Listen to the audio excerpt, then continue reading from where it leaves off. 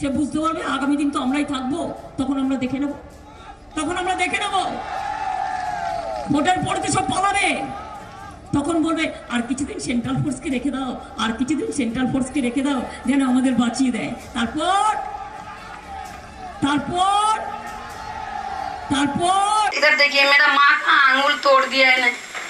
देखिए ममता दीदी बोलता है ना उन्हें चंडी पूजा करता है, कैसा चंडी पूजा करता है। मेरा ममता विपत्ता से हाथ तोड़ दिए उनका लड़का लोग। ठीक है मैं फिर भी बोलता हूँ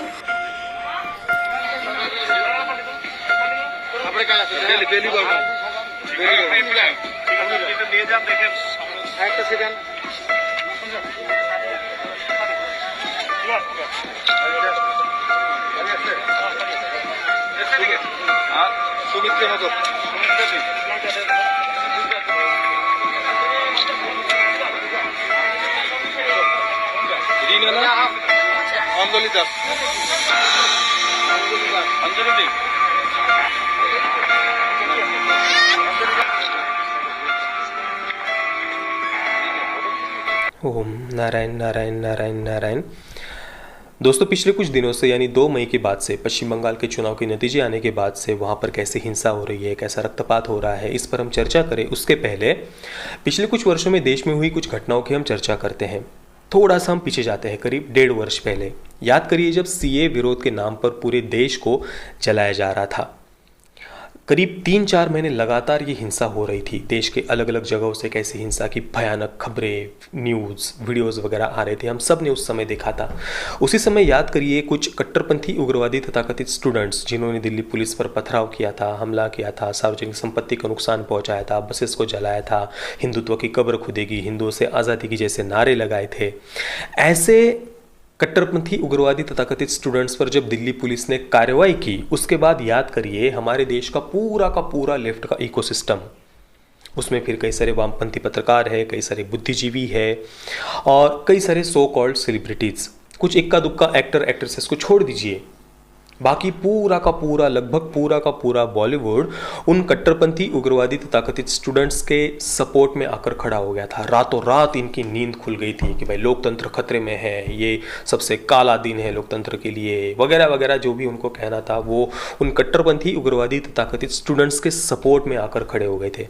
अब ये मैं अनुराग कश्यप वगैरह की बात नहीं कर रहा हूँ, वो तो थे ही उन कथित स्टूडेंट्स के साथ में, पर उनके साथ ही मनोज वाजपेयी, आयुष्मान खुराना, विकी कौशल, राजकुमार राव वगैरह वगैरह, इन जैसे लगभग हम पूरा ही बॉलीवुड कह लीजिए, कुछ इक्का दुक्का एक्टर एक्ट्रेसेस को अगर हम छोड़ दें, ये इन सभी ने उन कट्टरपंथी उग्रवादी तथाकथित स्टूडेंट्स के सपोर्ट में ट्वीट किया था कि भाई हिम्मत कैसे होगी दिल्ली पुलिस की कि उन पर वो कार्रवाई करे। अब इससे थोड़ा सा और हम पीछे जाते हैं, करीब 2-2.5 वर्ष पहले। देखिए हमारे देश की लिबरल वामपंथी मीडिया के द्वारा अचानक से एक के बाद एक लगातार एक जैसी कुछ फेक न्यूज़ स्प्रेड की गई थी। कानपुर, उन्नाव वगैरह अलग अलग जगहों से ऐसी फेक न्यूज़ फैलाई गई थी कि भाई हमें जय श्री राम कहने के लिए कहा गया, भारत माता की जय का नारा लगाने के लिए कहा गया, और हमने नहीं लगाया तो हमारे साथ मारपीट की गई। ऐसी कई सारी एक के बाद एक लगातार ये फेक न्यूज़ स्प्रेड की गई थी। और इसके बाद फिर हमारे देश के जितने भी तथाकथित सेक्युलर्स है, तथाकथित लिबरल्स है, कम्युनिस्ट वगैरह, वामपंथी पत्रकार वगैरह, इन सब ने तुरंत भाई सैफ्रॉन टेररिज्म, भगवा आतंकवाद, हिंदू आतंकवाद, जितनी वो हिंदू घृणा फैला सकते थे उन्होंने हिंदू घृणा फैलाई। और इसके बाद जब पुलिस ने उन घटनाओं की जांच की तो वे सारी की सारी न्यूज़ फेक पाई गई, रिपोर्ट्स फेक पाई गई। पर इन्हीं ऐसी फेक न्यूज़ को लेकर उस समय देखिए देश के करीब 49 सेलिब्रिटीज़, 49 ही थे मुझे जितना याद है, उन्होंने प्रधानमंत्री मोदी जी को एक लेटर लिखा था कि भाई देश में जय श्री राम ये अभी एक वॉर क्राई बनते जा रहा है, युद्ध घोष बनते जा रहा है, और जो भी वही लोकतंत्र खतरे में है, फांसीवाद बढ़ रहा है वगैरह वगैरह, जो भी उनको लिखना था। कुल मिलाकर जितनी हो सके हिंदू घृणा उस समय हमारे देश के तथाकथित सेक्युलर्स, तथाकथित लिबरल्स वगैरह इन सब ने फैलाने का प्रयास किया था। इससे थोड़ा सा और हम पीछे जाते हैं, 2014 के दिल्ली विधानसभा चुनाव से ठीक पहले उस समय देखिए अचानक से एक पर्टिकुलर टाइम पीरियड में चुनाव से ठीक पहले एक ही प्रकार की फेक न्यूज़ स्प्रेड की गई थी हमारे देश के सेक्युलर लिबरल मीडिया के द्वारा कि भाई चर्चेस पर हमले हो रहे हैं, चर्च पर हमले हो रहे हैं, सेफ्रॉन टेररिज्म, भगवा आतंकवाद।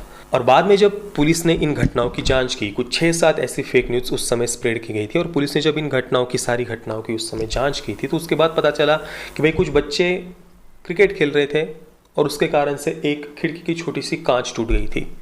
एक दूसरी घटना में कुछ दारू पिए हुए कुछ लोग ऐसे आपस में झगड़ा कर रहे थे, उस कारण से एक कांच टूट गई थी। इसके अलावा एक घटना में कुछ ऐसे ड्रॉवर से 4-5 हज़ार चोरी हो गए थे।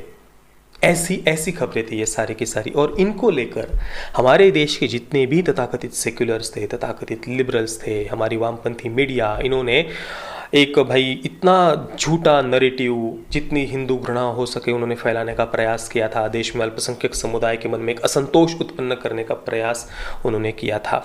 और एक केवल को मैं 2-4 घटनाओं की बात नहीं कर रहा हूँ, आप पिछले 5-6 वर्षों की घटनाओं को थोड़ा सा अगर आप स्टडी करेंगे तो लगभग हर इलेक्शन से पहले इसी प्रकार से कोई ना कोई आंदोलन, कोई ना कोई रैली, कोई ना कोई फेक न्यूज़, कोई ना कोई किसी एक केस को तुरंत हवा दे दी जाती है, और फिर तुरंत ये अंतर्राष्ट्रीय मीडिया, फिर उसमें CNN है, न्यूयॉर्क टाइम्स है, हफिंगटन पोस्ट है, BBC है वगैरह, ये सारे मिलकर एक हवा बनाने का प्रयास करते हैं। हमारे एक बहुत मतलब एक फेक नैरेटिव क्रिएट करने का प्रयास वे देश में करते हैं, हमारे देश की वामपंथी मीडिया के साथ में मिलकर किसी न किसी प्रकार से, मतलब देश को अंदर से अस्थिर करने का लगातार प्रयास ये चलते आ रहा है। जितनी हो सके हिंदू घृणा फैलाने का प्रयास ये लोग करते आ रहे हैं। एक सिलेक्टिव आउटरीच हम लगातार देखते आ रहे हैं। दूसरी तरफ अगर आप देखेंगे तो भाई ध्रुव त्यागी हो गए, डॉक्टर नारंग हो गए, अंकित सक्सेना हो गए, भरत जो लस्सी की जिनका दुकान था उनकी हत्या हो जाती है, चंदन गुप्ता की हत्या हो जाती है, कैरणा कांडला से हिंदुओं का पलायन हो जाता है, मालदा में, धूलागढ़ में इतने भयानक हिंसा दंगे हो जाते हैं, वहां से हिंदुओं का पलायन हो जाता है, कितनी सारी, रामालिंगम जी की हत्या हो जाती है, कई सारी लड़कियों के सूटकेस में शव मिल जाते हैं, कई लड़कियों की सैकड़ों ऐसी घटनाएं सामने आती है जहां पर शादी के बाद में उनका धर्मांतरण कर दिया जाता है। कितनी सारी दूसरी तरफ ऐसी घटनाएं, हत्या, बलात्कार आदि की घटनाएं सामने आती है, पर उस पर ये पूरा का पूरा लेफ्ट का इकोसिस्टम, हमारे so called secular, so called liberals, वामपंथी मीडिया सब चुप्पी बना कर रखते हैं। किसी के पेट का पानी तक नहीं हिलता। और अभी भी आप देख लीजिए पश्चिम बंगाल में 2 मई के बाद से कैसा रक्तपात, कैसी हिंसा हो रही है। बीजेपी को छोड़ दीजिए, इवन लेफ्ट कम्युनिस्ट जो नेता है, वो भी सबसे बड़े पद के कम्युनिस्ट नेता सीताराम येचुरी आदि, वे खुद परेशान हो गए, चिंतित हो रहे हैं ये इतनी भयानक हिंसा देखकर। जिन कम्युनिस्टों के शासन में पश्चिम बंगाल में सबसे ज़्यादा रक्तपात हुआ है, सबसे ज़्यादा भयानक हिंसाएं हुई है, इसलिए बीजेपी की तो बात ही नहीं, यहाँ पर कम्युनिस्ट नेता खुद ये हिंसा की बात कर रहे हैं। हमारे सामने तस्वीरें हैं कि कैसे सैकड़ों परिवार पश्चिम बंगाल से पलायन करके आसाम में जाकर शरण ले रहे हैं। शरणार्थी वहाँ पर कैंप में उनको जगह दी जा रही है। आसाम की बीजेपी सरकार के द्वारा हिमंत बिस्वा शर्मा जी ने खुद ये सारे वीडियोस शेयर किए, पर देखा किसी के पेट का पानी तक हिला हमारे देश के सेक्युलर्स, लिबरल्स नहीं। उल्टा वे अभी क्या कर रहे हैं, ऐसे जो सैकड़ों इतने भयानक हिंसा और इतने अत्याचार, आतंक के ये जो वीडियोस, सैकड़ों वीडियोस, फोटोज़ वगैरह हम देख रहे हैं पिछले कुछ 2-3 दिनों में, उनमें से कोई शायद इनके ही लेफ्ट के इकोसिस्टम का ही कोई बंदा ऐसे एक हाथ कोई फेक वीडियो उसमें डलवा देता होगा। और फिर ये लोग अभी क्या कर रहे हैं, तथाकथित सेक्युलर्स, लिबरल्स, इनके फैक्ट चेकर्स उस एक फेक वीडियो को उठा लेंगे, उसका फैक्ट चेक करेंगे, और फिर ये बैठकर इनका जो पूरा इकोसिस्टम बैठा हुआ होता है वो उस एक फैक्ट चेक वाले आर्टिकल को शेयर करेगा कि देखो कैसे फेक वीडियो शेयर किए जा रहे हैं। और बाकी जो सैकड़ों रियल वीडियोज है जहां पर वो रोते बिलखते हुए परिवार हम देख पा रहे हैं, क्योंकि वे बीजेपी को सपोर्ट करते थे। केवल ऐसे रोते बिलखते हुए परिवारों के वीडियोस हमारे सामने हैं, कैसे घरों को तोड़ा जा रहा है वो वीडियोस हमारे सामने है, दुकानें लूटी जा रही है वो वीडियोस हमारे सामने है। ऐसे सैकड़ों वीडियोस को ये इग्नोर कर देंगे, पर शायद इनके ही इकोसिस्टम के किसी बंदे के द्वारा कोई एक हाथ फेक वीडियो उसमें शेयर कर दिया गया होगा, उसको लेकर ये फैक्ट चेक करेंगे, और बाकी वो रियल जो सैकड़ों वीडियोस है उसको लेकर ये अपनी आंखें मूंद लेंगे, वो उनको नहीं दिखाई देगा।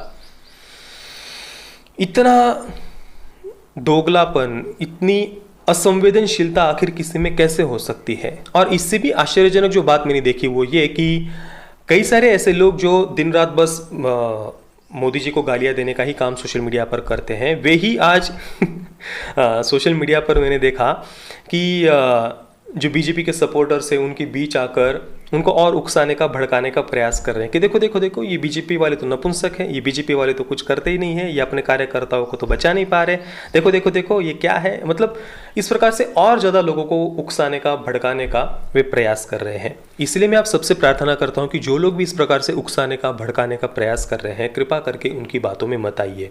हालांकि मैं समझ सकता हूँ कि अभी बहुत सारे लोगों के मन में एक आक्रोश है, बहुत गुस्सा है, क्रोध है कि इतने सारे भयानक हिंसा की खबरें, वीडियोस वगैरह सामने आने के बाद भी केंद्र सरकार कोई ठोस कदम क्यों नहीं उठा रही, कोई कड़ी कार्रवाई क्यों नहीं कर रही है। देखिए, सबकी ये इच्छा है, हम सभी चाहते हैं कि भाई वहाँ पर राष्ट्रपति शासन लागू होना चाहिए, वहाँ पर कठोर से कठोर कोई कार्रवाई होनी चाहिए, पर हमें लगता है उतना सब बातें आसान नहीं होती है।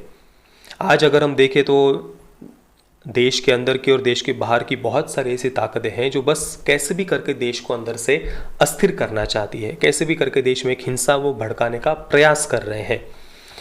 अभी आपने देखा होगा, जो इतना भयानक त्रासदी का समय है, संकट का समय है, ऐसे समय का भी उपयोग हमारे देश का जो लेफ्ट का इकोसिस्टम है, वामपंथी पत्रकार है, वे कैसे इतने दुखद समय का भी उपयोग अपने राजनीतिक स्वार्थ के लिए कर रहे हैं।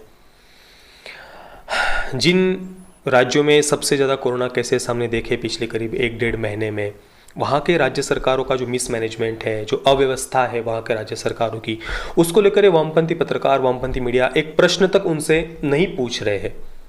बाकी ये अपने स्मशान भूमि में जाकर वहाँ पर पूरा कैमरा का सेटअप करके, लाइट वगैरह लगाकर वीडियोस वगैरह खींच रहे हैं, शूट कर रहे हैं, फ़ोटोज़ खींच रहे हैं। CNN हो गया या और भी जो इंटरनेशनल मीडिया है, वहाँ पर जाकर रोना रो रहे हैं, छाती कूट रहे हैं, जैसे कि देश अब बस टूटने की कगार पर है, कुछ बचा ही नहीं इस देश में। वहाँ पर जाकर रोना रो रहे हैं इंटरनेशनल मीडिया पर। और इंटरनेशनल मीडिया भी बस भाई ये कुंभ है और कुंभ को दोष देना, रैलीज को दोष देना, पर ये इस पर नहीं बात करे कि भाई किन राज्यों में सबसे ज़्यादा कोरोना केसेस है। वहाँ पर ना तो कुंभ है और ना ही कोई रैलीज वगैरह वहाँ पर हुई थी। पर उन जिन राज्यों में ये अव्यवस्था सबसे ज़्यादा हमने देखी, वहाँ पर एक प्रश्न तक नहीं पूछा जा रहा, पर कैसे भी करके देश को बस अस्थिर दिखाने का प्रयास कि भाई देश में अब कुछ बचा ही नहीं है। और ये जितनी भी अव्यवस्था है उसका पूरा का पूरा ठिकरा केंद्र सरकार पर फोड़ने का प्रयास हमारे देश की वामपंथी मीडिया, इंटरनेशनल मीडिया के साथ में मिलकर करती हुई हमें दिखाई दे रही है। तो बहुत सारे लोगों की तो ये इच्छा है ही कि भाई देश अंदर से अस्थिर हो जाए, एक अव्यवस्था, एक अशांति यहाँ पर फैले। तो ऐसे लोगों को उनके एजेंडा में हमें सफल नहीं होने देना है। हमें आज देश के साथ खड़े होने की आवश्यकता है। जितना हो सके इस कठिन समय में, संकट के समय में हमें देश का साथ देना है। जो देश को अस्थिर करने का प्रयास कर रहे हैं, इंटरनेशनल मीडिया को साथ में लेकर, उनका हमें साथ नहीं देना है। और इस वजह से जो उकसाने का, भड़काने का प्रयास कर रहे हैं, उनकी बातों में कृपा करके ना आए।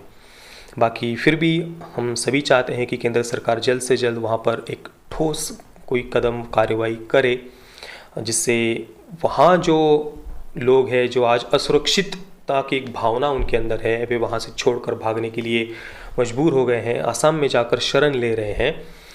पहले तो बताया गया था कि केवल सैकड़ों परिवार है, पर अभी जो कल जेपी नड्डा जी और उन्होंने कहा कि करीब 1 लाख के करीब लोग पलायन कर चुके हैं। तो ये जो लोगों के मन में इतनी असुरक्षितता की भावना है, उन्हें पहले वहाँ पर ये विश्वास दिलाया जाए कि वे सुरक्षित है, उन्हें भागने की कोई आवश्यकता नहीं है। ये आज सबसे ज़्यादा आवश्यक है। अंत में एक और वीडियो पर मैं बात करना चाहता हूँ, ये वीडियो आप देखिए। সে বুঝতে পারবে আগামী দিন তো আমরাই থাকবো, তখন আমরা দেখে নেব, ভোটের পরে তো সব পালাবে, তখন বলবে আর কিছুদিন সেন্ট্রাল ফোর্সকে রেখে দাও, আর কিছুদিন সেন্ট্রাল ফোর্সকে রেখে দাও যেন আমাদের বাঁচিয়ে দেয়। তারপর